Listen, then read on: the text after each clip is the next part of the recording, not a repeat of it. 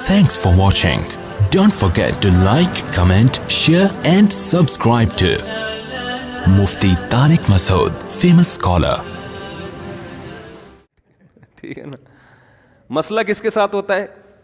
آواز کے ساتھ. اچھا یہ بات یاد رکھیں, اگر کسی کی ہوا خارج ہو جائے مجمع میں تو اس پہ ہنسنا نہیں چاہیے. آپ صلی اللہ علیہ وسلم نے اس پہ بہت سخت تنبیہ کی ہے. کسی محفل میں ایسے ہوا تو بعض حضرات کو ہنسی آئی تو آپ نے سخت تنبیہ فرمائی کہ اس بات پہ کیوں ہنستے ہو جو تمہارے ساتھ بھی ہو سکتی ہے. یہ چیزیں انسان کے کنٹرول میں نہیں ہوتی. میں ایک محفل میں بیٹھا ہوا تھا تو 3-4 آدمی, تو ان میں سے ایک کی ہوا خارج ہوئی تو وہ ایک کہہ رہا ہے میں نے نہیں کیا, دوسرا کہہ رہا ہے. تو میں نے ان سے بولا کہ بھائی اس صفائی کی آپ کو ضرورت کیا ہے کہ میں نے نہیں کیا, اس نے چھوڑو, کسی کے ساتھ بھی ہو سکتا ہے. خام خامے جو صفائی بیان کر رہا ہو سمجھ لو اسی نے کیا ہے, اسی نے کیا ہے.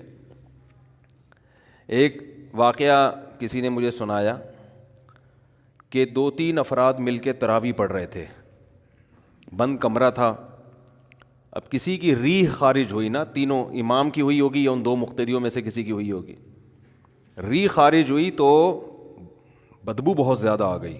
ہو سکتا ہے کسی کے ساتھ بھی. اتنی بند کمرہ تھا تو اتنی اسمیل تھی جس سے اندازہ ہوا کہ تینوں میں سے کسی کا وضو بولو بھائی ٹوٹا ہے. تو اس بتانے والے نے واقعہ سنایا کہ تینوں نے 20 رکعتیں مکمل کی ہیں شرمندگی سے بچنے کے لیے, کہ کیونکہ اب جو جائے گا وہ پکڑا جائے گا. اور لوگ بولیں گے یار ایسی اسمیل, یار پتہ نہیں کیا کھاتے ہو تم. حالانکہ اس کا تعلق پیٹ کے خراب ہونے سے بھی. آدمی زیتون پی رہا ہو اور بدبو بہت زیادہ آ سکتی ہے, کیونکہ پیٹ بعض دفعہ لوگوں کا خراب ہوتا ہے, تو پیٹ تو کسی کا بھی کسی وجہ سے خراب ہو سکتا ہے. تو اس کا کہ انسان کی عزت یا ذلت سے کوئی تعلق نہیں ہے.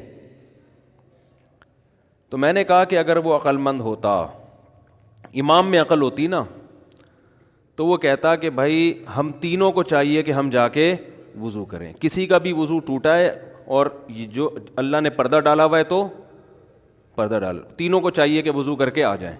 اب جس کا ٹوٹا وہ بیچارہ بغیر وضو نماز پڑھتا رہے, کتنا بڑا جرم ہے بغیر وضو نماز پڑھنا. تو اسلام نے کسی کی جو سیلف ریسپیکٹ ہے نا اس کا بہت زیادہ خیال کیا ہے.